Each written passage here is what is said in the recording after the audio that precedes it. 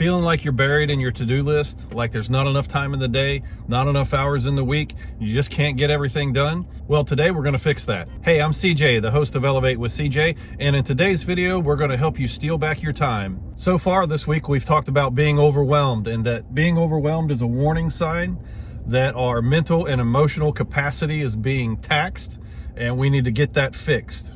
Yesterday, we talked about reframing. We talked about self-talk and talking negative about ourselves and how to change that. We talked about embracing imperfections, and we're not perfect, we know that, and focusing on what we can control. And so I hope you started taking notes and doing your little journaling for the next couple weeks so that you can fix that feeling of being overwhelmed. And today we're going to talk about time management. Time management is very crucial in not feeling overwhelmed. I'll talk to you first about the 80-20 rule. And the 80-20 rule is a Pareto Principle. And what that principle is that 80% of the work we get accomplished comes from 20% of our tasks. So basically what it is that 20% of the things that we do in our life actually get us to our goal. And so the other 80% is just fluff that we really don't need to do. And when we focus and we identify the tasks that matter most and what is most important, we can get more done, more accomplished. And you know, one of the things I ask people, like the few days before you're going to go on vacation at work, it's amazing how much you can get done. You can get the next week's worth of work done in a couple of days because you know you're going on vacation and you don't want to come back to a mess. So you get as much done in those 2-3 days before you leave, or even the day before, so that when you come back, you'll have the least amount of things that you need to do. So it's true. If we really focus on what we need to do, I think that a lot of the things that happened with the COVID, with people working from home, they were very productive at first. They were able to get their work done in just a few hours, and then management realized that they can't micro control everybody, and so eventually they wanted everybody back at work because, by golly, we're paying you $25 an hour or $10 an hour, and we want to make sure that we got our thumb on your neck so that you're continually working all the time. But I digress. I'm going to go back to the time management. That's just one of my little theses, I guess, on work. But when it's your own business, when it's your own life, we try to find ways to make it easier. And the most productive way that you can make it easier for yourself is find the 20% of things that are going to get 80% of the work done and focus on those things. And so that'll make your life so much easier. So ask if you could only set 3 things aside to do today, what 3 things would they be? And if you had a block of time, so this is my next thought process in this subject of time management, is if you blocked out the time. Let's say you had 3 different tasks, and today you took 2 hours, you set a timer, and all I'm going to do is be hyper focused on this task for 2 hours, or an hour, or half an hour, whatever you need to do do the task, and be hyper focused on it and accomplish that task. You'll be surprised when you start blocking your time. And I'm a big proponent of blocking your time. So I create lists. I do create lists, so don't get me wrong. But I create the list so that I can identify what my 20% is. What are the top 1, 2, 3 things that will get me closer to my goal? And it doesn't work every day, and you can get frustrated. So I had a crazy morning this morning. I love morning time, and I'll get into that in just a minute. But I got to the office, I was getting everything together. I needed to make some quick changes on my Facebook post. And I go in there and I'm looking at my scheduling and I see 2 weird posts. And I had a suspicion that I had been hacked a couple of days ago, but it was confirmed today. So I go in there and I find out that I've been hacked. Somebody's jumped onto my Facebook page and they're running ads. They're charging their own card, which is probably a stolen credit card. They were charging $14 a day and $35 a day on the ad credits. And they were running these ads for selling women's jeans. And so I immediately took the ads down, tried to report to Facebook that I had been hacked, and all Facebook did was just make my Facebook page secure. We went through and we went and checked and took out all of the recognized logins from different devices. We removed all the devices from my Facebook page.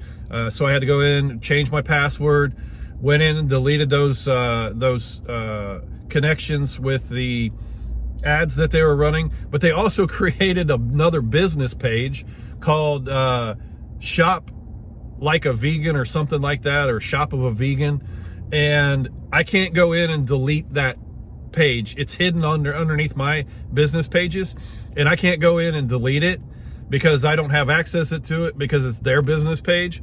But all they're doing is they're just fraudsters. So they're trying to run ads on my page so that they can dupe people into buying these discounted jeans.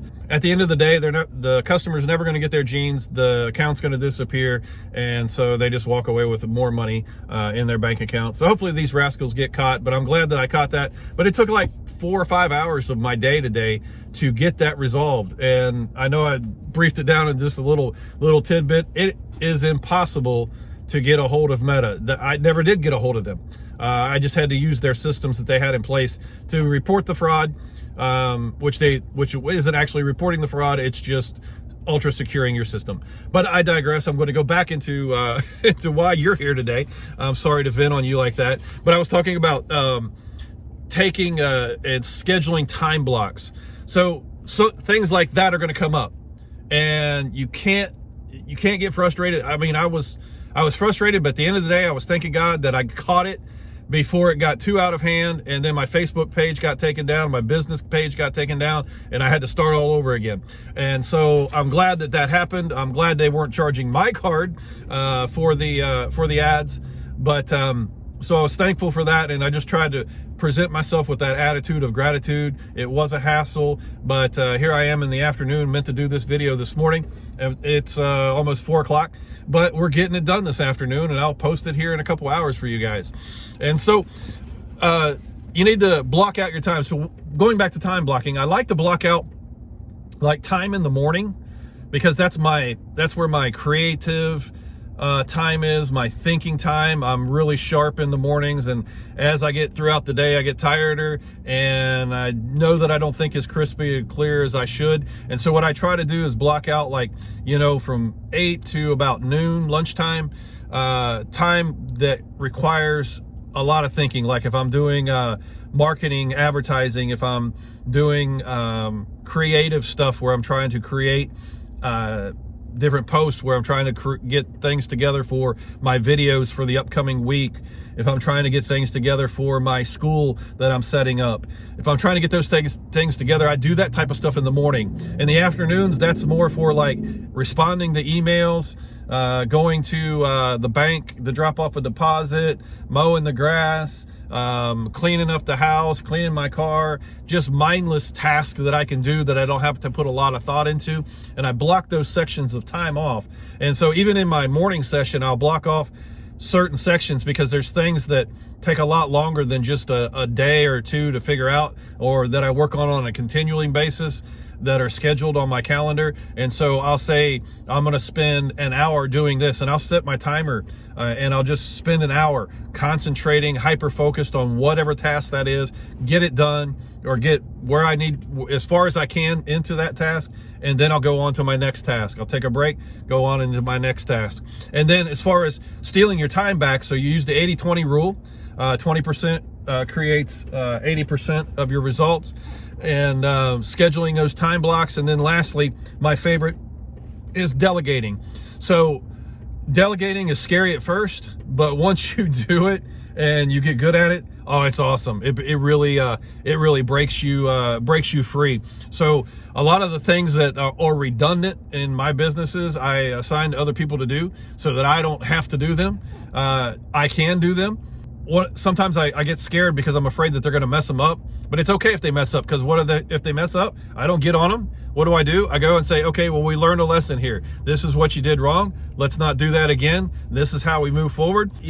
If I can delegate it to somebody else, or if I can pay somebody else to do it, and I can afford to pay somebody else to do it, I'll do it that way. So, you know, I'll pay people to, you know, mow my grass or paint my deck. I'll pay people to run my ads. I have a staff that responds to emails, that answers the phones, that takes care of my customers, that sets up appointments for me, that schedules meetings, and so on and so forth. So if you can delegate it, that would be great. I've dealt with lots of different business owners, and I see them, friends of mine that own businesses, and they're just spinning their wheels constantly. And I'm like, why do you do that? Why don't you pay somebody? And these people have money. They can do it. I'm like, pay somebody else to do that. But that's a hard mindset for people to get. They think that because they've built a business that they have to be in charge and they have to take care. I think sometimes one of the best things that can happen to you is either you have to take an extended vacation, or you don't feel well long enough to where you have to depend on somebody else to get things done in your office or in your business, because what that does is it forces you to release control, and you'll see that there's people actually better at doing things than you are. And so I really like it when I find those type of employees. And so delegate it so that others do it. You don't have to do it all. You can't do it all. You're going to burn out and you're going to be stressed. And that leads me to my next subject here. I've got a special offer for you. It's a free time management booklet that I created it was designed specifically for business owners, but it's okay if you're not a business owner. This will help anybody out. And it's called Stealing Back Your Time. And it's I sell it for $19.99, but I'm going to give it to you for free today. If you will go to my website, elevatewithcj.com, and then there you'll find my phone number. Text me the word time, and I will get a copy of this, a PDF copy of this, sent over to you so that you can start learning how to manage your time. And it's set up to do on a daily basis. It takes about 10 to 15 minutes a day to study, to see what you need to do that day, to learn different skills in managing your time. And it's a great book, and I highly recommend getting a copy of that. And it's absolutely free. Just for watching this video today, that you've made it this far, I'm going to give you a little gift. So what's it costing you not to take a look at this book, not to manage your time well? Well, it's costing you moments with your family. It's causing burnout that kills your creativity. It's leaving money on the table that you could have in your pocket because you didn't get your project done. You've got unfinished ideas that aren't realized sitting on your desk or in your mind somewhere that you can't act upon because you don't have enough time. It also costs you confidence in your ability to lead, because if you're just run ragged all the time, you're not a good leader. I'm going to tell you that right now. But I will tell you this: you can solve most of those problems, if not all of those problems, by checking out my free book, Stealing Back Your Time. Just once again, go to my website, Elevate with CJ, and look up the phone number. It's right there on the main screen. Shoot me a text, the word time, and I'll get that over to you, that PDF. All right, we're going to wrap up now. Today we've covered the 80-20 rule, looking at 20% of the things that we do result in 80% of production that we have. We talked about time blocking, looking at managing our time and blocking it off throughout the day.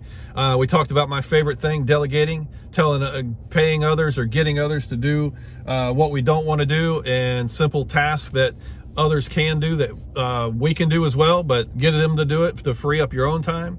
Next week, we're going to talk about building a life that supports peace and creativity, creating a lifestyle that keeps overwhelmed from coming back.